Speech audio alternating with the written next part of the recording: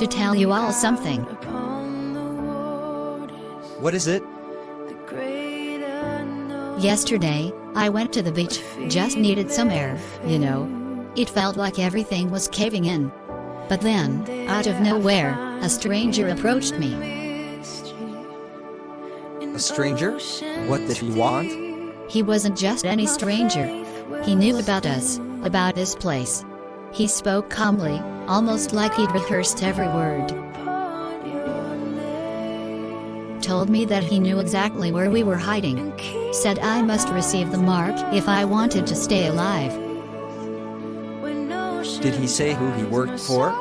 Was he with Graves' government or someone else? He didn't say, but his message was clear. You can't hide forever, he said. They're already closing in. He left after that, but not before warning me that time was running out. Don't you guys think that it's high time we give in? We are truly putting our lives in danger. God will understand. Miriam, have you forgotten the words of our Savior? He who finds his life will lose it, and he who loses his life for my sake will find it. The enemy promises safety, but it comes at the cost of our souls.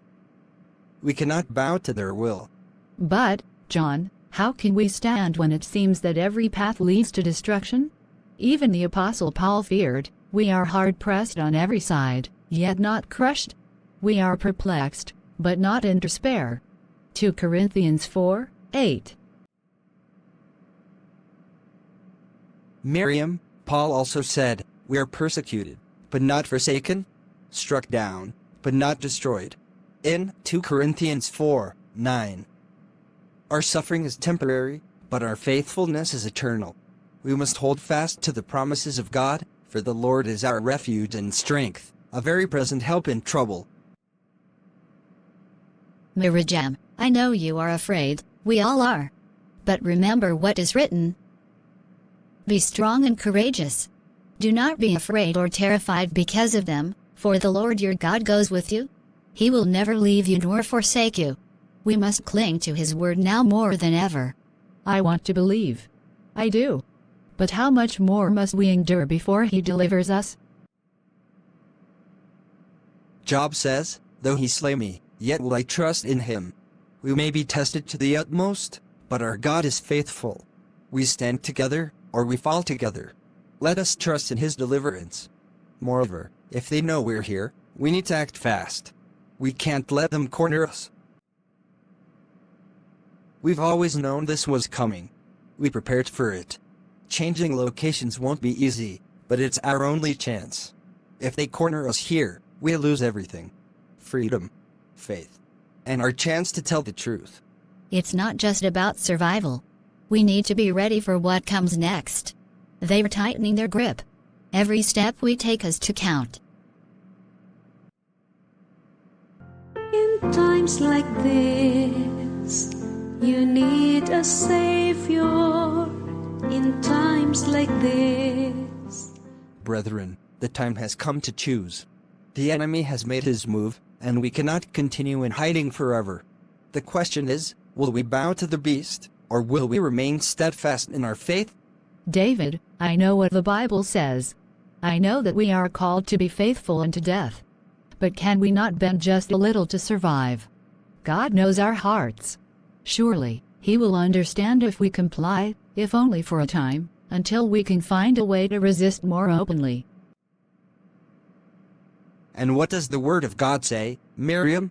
If anyone worships the beast in his image, and receives his mark on his forehead or on his hand, he himself shall also drink of the wine of the wrath of God, which is poured out full strength into the cup of his indignation.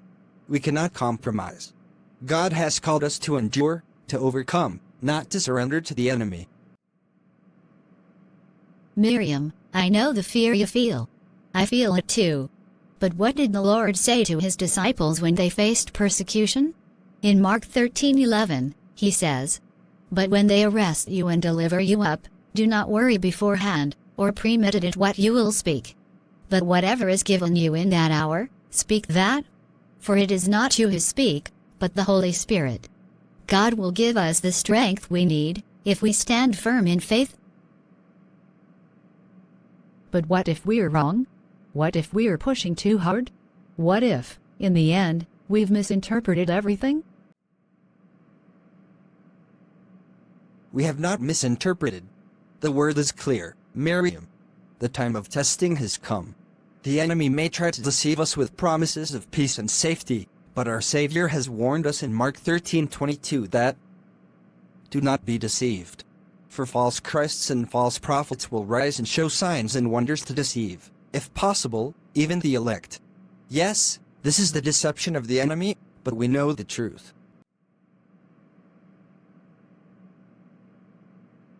But, John, Sarah, what if it's too late for us? What if we've already waited too long to act? What if we give in, just for now, to buy time and regroup? The Lord calls us to endure to the end, to stand firm in the faith. We are not promised an easy way out, but we are promised victory in Him. Do not fear those who kill the body but cannot kill the soul, but rather fear Him who is able to destroy both soul and body in hell. We must fear God, not man. This is our moment to shine, to testify to the world that we belong to Him. Mark 8:38 says, "For whoever is ashamed of me and my words in this adulterous and sinful generation, of him the Son of Man also will be ashamed when he comes in the glory of his Father with the holy angels." We cannot be ashamed, Miriam. We must stand firm for His glory. I don't know if I can do it, but I will pray for strength. I will trust in Him, for He alone knows what lies ahead. Praise the Lord. The time for decision is upon them. The battle for their souls is not a fight against flesh and blood, but against the powers of darkness that seek to destroy all that is good and holy.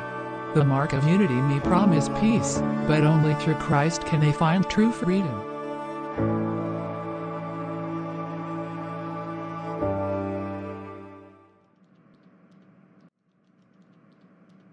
The resistance is getting stronger, Adrian. They've escaped our latest searches. We caught a few, but many have found a new hiding place.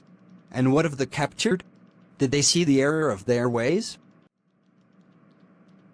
Some now serve us and have taken the mark publicly. The rest, well, their silence sends a different kind of message. This resistance clings to old beliefs and outdated hopes. They stand in the way of unity. But we know how this ends. Every knee shall bow. Every tongue shall confess. Isn't that what they say? We must show there is no room for rebellion. But force alone won't work. Faith can be strong. We must break it with both strength and clever tricks.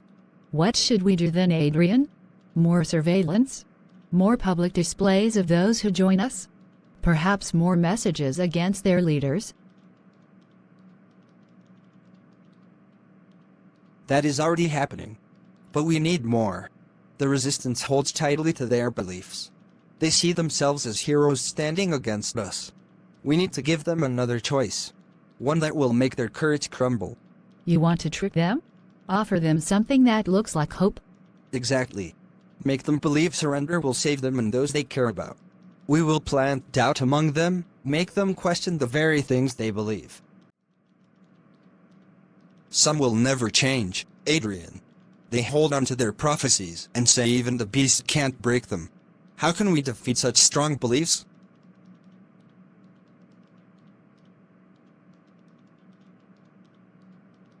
Even the elect could be tricked, if it were possible. We will make it possible. Everyone has a breaking point. We will find it. And if they won't bend, they will break. Move to the next phase. Increase the pressure with fear and false promises. We will leave them nowhere to hide. The mark of unity will win, and their resistance will become nothing but a memory. We will do just that. The forces of darkness gather their power, using lies and control to bend the world. To them, unity means control. To others, it means chains. The battle between light and darkness grows ever more intense.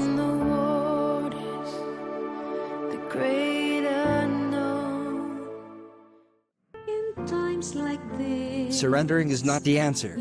Remember what is written, do not fear those who kill the body but cannot kill the soul. Rather, fear him who can destroy both soul and body in hell. Giving in will not bring safety. It will only lead to a different kind of death. We were warned about this time. We can't close our eyes now.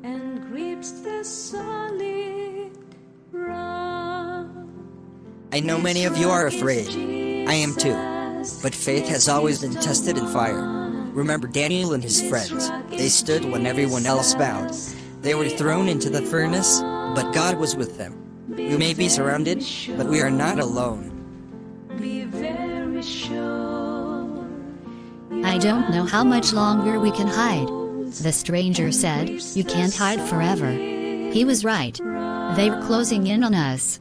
What do we do when they come? Just stand and let ourselves be taken? Not you too, Sarah. Please, doubt and faith cannot be in the same room. True. We prepare. We pray. And when the time comes, we stand firm. The Lord is my rock, my fortress, and my deliverer. We do not fight alone. But what about our families? Our children? I can't bear the thought of them suffering because of us. None of this is easy. But remember, in this world you will have trouble. But take heart. I have overcome the world. If we give in, we lose everything that matters. If we stand, we give our families hope, a future with God, not under the control of darkness. I won't let fear decide for me. God gave us a spirit of power, not fear. We have to trust Him. Whatever happens, we must keep our faith. Faith was never promised to be easy. It is a narrow road, but it is the path that leads to life.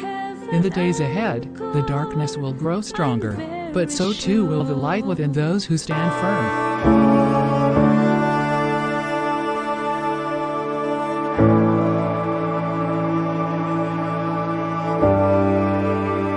Sir, our intelligence has located their hideout. It's only a matter of time before we capture them. The resistance continues to grow.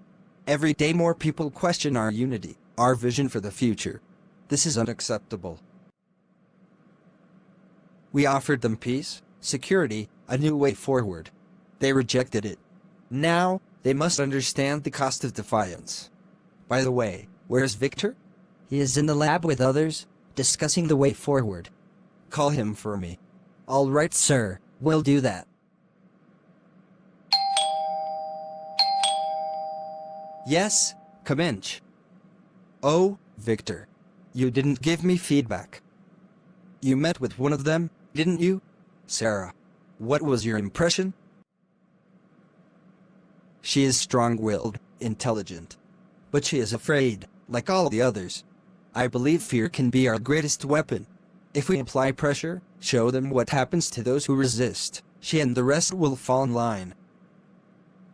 Fear is a powerful tool, but it can also breed desperation. We need more than fear. We need to break their hope. Begin a new campaign.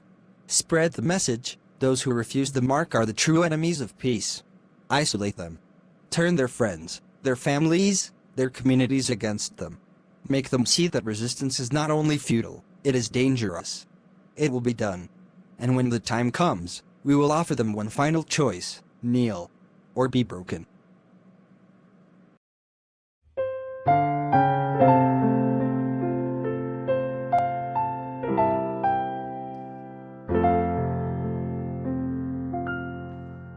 In times like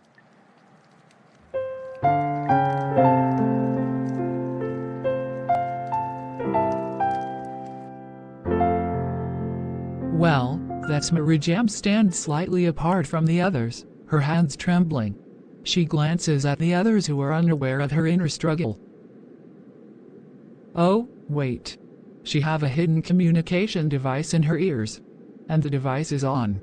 She is speaking to someone on the phone. Let's find out who.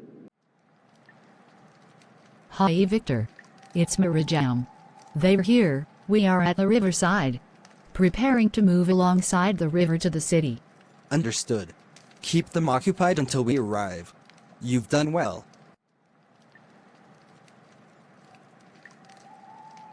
Hey Miriam, you don't look so well. Are you okay? I'm fine. Just worried, like everyone else. We'll get through this together. Remember, God is our refuge and strength, a very present help in trouble. We need to trust Him.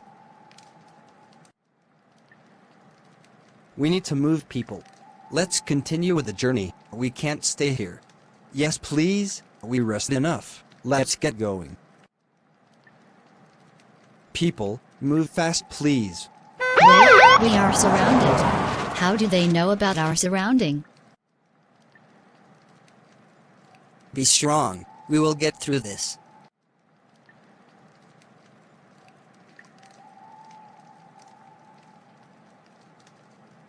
It's okay, Jessica. The Lord is with us.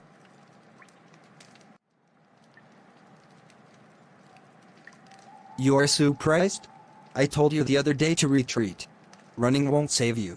You were betrayed by one of your own.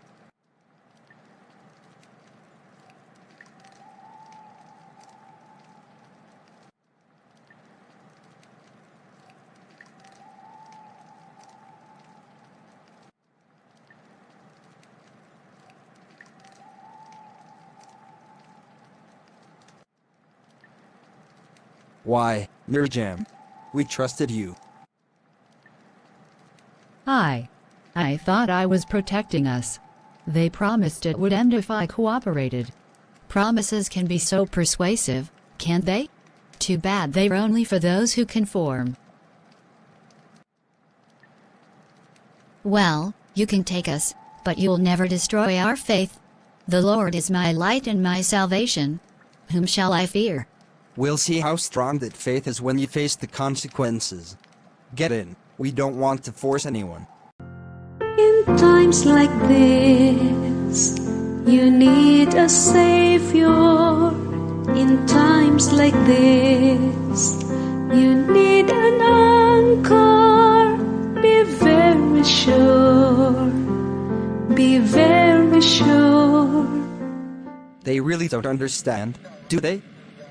All we want is peace, a world without war, without hunger, without the chaos that nearly destroyed us. To them, it's all some grand conspiracy. But what's so evil about trying to save humanity from starvation, from the floods and fires? The mark was meant to protect, not oppress. Exactly. We face climate disasters that grow worse every day, unrest and chaos, dwindling resources. The mark ensures order, no more suffering, no more fighting over what's left. But they resist. They say it's about freedom, about a spiritual battle, prophecy. And yet, they refuse even to honor the rest day that could bring unity, Sunday Sabbath, like the rest of the world. What harm is there in resting together, in finding common ground? They see it as betrayal of their faith, something to be fought against. But how can they not realize that one day of rest unites us all? It's what they've been fighting, causing unrest when peace is within reach. We offer safety from famine, storms, and violence. Yet, they refuse it because they won't join the world in one simple thing. They hold on to a day as if it defines their souls, and it fuels their defiance. They'll learn, eventually. Through reason or necessity. Unity must prevail. Peace demands that all walk the same path. They're moving fast. Whatever Victor has planned, it's not good for anyone refusing to comply.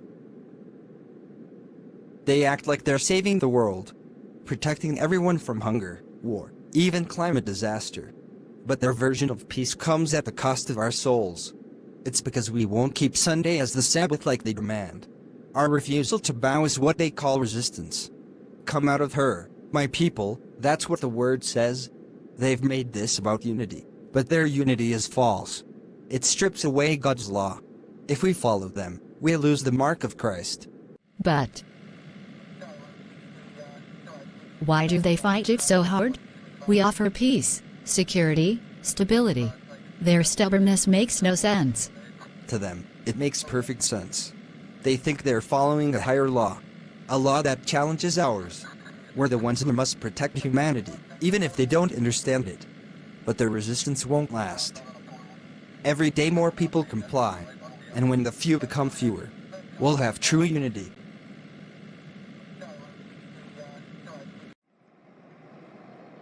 Look at Andrian. He's not wasting any time. This is just another show to make people believe that giving up their conscience is the right thing. And the worst part? So many are already convinced. To them, we're the problem. Yeah. We need to be ready. Whatever happens next, we have to stand firm. They can take our freedom, but they cannot take our faith. Why did you call me here? Sarah, why do you keep running? Why put yourself and your friends in danger? Don't you see? All we want is peace. The Sunday law is for the good of everyone, to heal the planet, to bring people together. Your resistance only causes division. You speak of peace, but your peace demands we surrender our faith. God gave us His Sabbath, His holy day, not to fit into human laws, but to remind us that He is our Creator. How can we ignore His commandment for the sake of man's traditions? Traditions? This is about survival, Sarah. The world is on the brink. Climate change, hunger, disasters. Keeping Sunday as the day of rest is our last chance to bring balance back to the earth. Why can't you see that? Because this isn't about saving the planet. This is about control over our worship, our choices, and our allegiance. You quote peace, but the Bible warns us, for when they say, peace and safety, then sudden destruction comes upon them. 1 Thessalonians 5:3. True peace doesn't come from forced worship or human laws. It comes from obeying God. Enough, Sarah. Look around you. No one can buy or sell without the mark. You're out of options. Accept the system, or you will starve. Is this really what your God wants for you? Suffering? Death? My God has promised me eternal life, not just comfort here on earth. Jesus said, "For whoever desires to save his life will lose it, but whoever loses his life for my sake will find it." Matthew 16:25.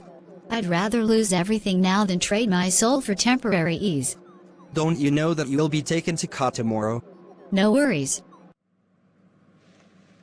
You have been brought here because of your refusal to comply with the universal Sunday law, which is meant to bring peace and stability to our fractured world. Do you deny these charges? We do not deny your charges, but we stand by God's commandments. The Bible says, "Remember the Sabbath day, to keep it holy. The seventh day is the Sabbath of the Lord your God." Exodus 20:8-10. We cannot replace God's law with man's traditions. Your honors, these individuals are a danger to society. Their refusal to unite with the rest of the world not only undermines our efforts to combat climate change and global hunger, but also spreads discord among the people. Their actions threaten the peace we've worked so hard to achieve. Miss Sarah, do you not see the good this law brings? Families united, a day of rest for everyone, and healing for our planet. Why resist what benefits humanity as a whole? We care about the planet and about humanity, but true peace and healing come only through Jesus Christ. You ask us to worship on Sunday, but the Bible warns us against worshiping the beast and his image.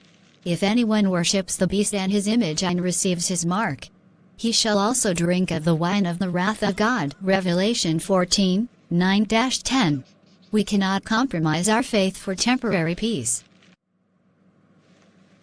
This isn't about faith. This is about survival. These laws are the only way to prevent further destruction of our planet. You speak of your God, but where is He in the midst of this crisis? Why hasn't He saved the world from its suffering? He has saved the world, through His Son, Jesus Christ.